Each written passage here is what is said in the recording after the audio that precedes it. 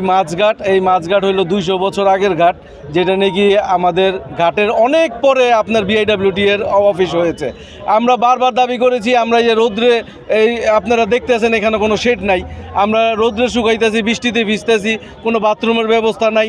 আমরা নারায়ণগঞ্জে এত বড় একটা জেলার মধ্যে এখান থেকে মাছ সাপ্লাই হয়, অথচ প্রত্যেকটা জায়গাতে ট্রেড লাইসেন্স, টিন সার্টিফিকেট সব কিছু আমরা বিআইডব্লিউটির ইজারা টাকা পরিশোধ করার পরও আমরা কোনো সুযোগ সুবিধা পাই না। দীর্ঘদিন যাবৎ আমরা এই সুযোগ সুবিধার জন্য আমরা লড়াই করছি। আমরা অনেকভাবে দাবি তুলেছি, এই দাবিগুলো পূরণ হয় নাই। সর্বশেষে আমরা বিশ্ব ব্যাংকের যেই প্রকল্প এসেছে সেখানেও আমরা দাবি রেখেছি যে আপনারা প্রকল্প করেন, আমাদের কোনো সমস্যা নেই, কিন্তু আমাদের পুনর্বাসন করে, আমাদের যে জায়গাগুলো আপনারা নিয়েছেন আমাদের পুনর্বাসন করে আপনারা প্রকল্প চালু করেন। এই দাবি ছিল, সেই দাবি তারা একমত হয়ে আমাদের আশ্বস্ত করেছে যে তারা এই প্রকল্পের আগেই বিশ্ব ব্যাংক আগে পুনর্বাসন করবে, তারপর উন্নয়ন করবে। কিন্তু তাদের কথা মতে আমরা এখনও পর্যন্ত আপনারা দেখতে পাচ্ছেন প্রকল্পের প্রায় 50% কাজ হয়ে গেছে, কিন্তু আমাদের যে কথাটা দিয়েছে সেই জিনিসের কোনো এই লক্ষণ আমরা এখন পর্যন্ত দেখতে পাচ্ছি না, দৃশ্যমান মোটেও না। তাদের মালেরও খবর নাই, তাদেরও খবর নাই। আমরা বারবার যাই, বারবার আমাদের সান্ত্বনা দিয়ে আমাদের ফেরত দেয়। এর আগে আপনারা দেখেছেন এইখানে এক উপদেষ্টা এসেছে, তার কাছে আমরা দাবি করেছি, সেও বলেছে 1 মাসের মধ্যে আপনারা দৃশ্যমান দেখতে পারবেন।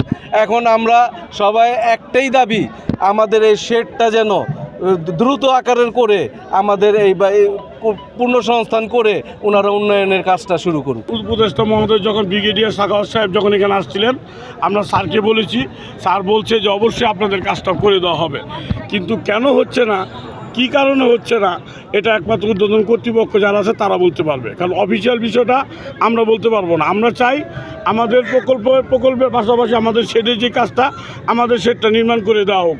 যদি আমাদের শেড আগামী 1 সপ্তাহের ভিতরে এটা নির্মাণ করে না দেয়, যদি আমাদের দাবি তারা বাস্তবায়ন না করে, তাহলে আমরা নারায়ণগঞ্জের সর্ববৃহত্তম আমিষের চাহিদা পূরণ করে এই মাছঘাট আমরা বন্ধ করে দেবো ইনশাআল্লাহ। প্রতিদিন প্রায় এখানে 4 কোটি টাকার মাছ বিক্রি হয়, আনুমানিক একটু কম বেশি হয়, কিন্তু যদি আমরা এটা বন্ধ করে দিই বিশাল রাজস্ব থেকে সরকার বঞ্চিত হবে।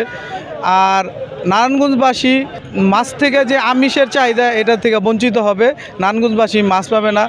আর নারায়ণগঞ্জে একমাত্র এই 3 নং মাছঘাটে একমাত্র আড়ত, পাইকারি আড়ত।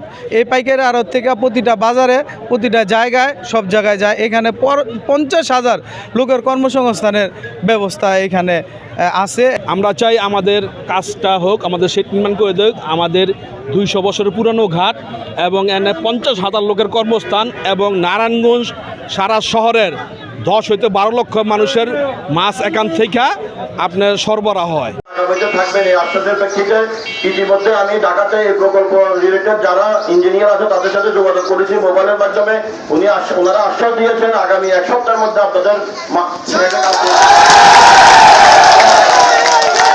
ভাবে আসছি। এই পর্যন্ত তো আপনাদের কোনো কাজের সমস্যা হয়েছে কি না? সমস্যা হয় নাই। যদি সমস্যা হয় নাই, আমাদের সামনেও আপনাদের সহযোগিতা যতটুকু দরকার আমরা করব। কিন্তু এইখানে যে বিশ্ব ব্যাংকের যে অঙ্গীকার যে আগে পুনর্বাসন পরে হইল উন্নয়ন, এটা তো আমাদের না, এটা তাদের কমিটমেন্ট করা।